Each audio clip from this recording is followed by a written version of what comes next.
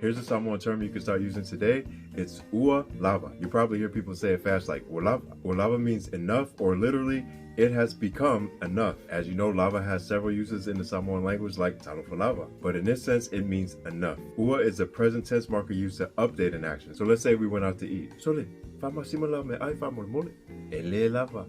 Ele lava. Yeah, ua lava, ua lava, ua lava. Ele lava means not enough. We know that lava is enough.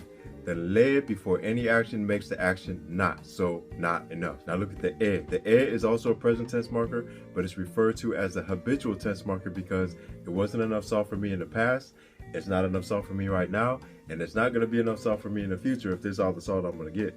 Ele lava, ele lava, ele la, yeah, lava. That's really all it is to it to say it's enough or it's not enough in the Samoan language. The Mato Samoan language Zoom classes are going to be starting in a couple of weeks. Check it out at matosamoa.com.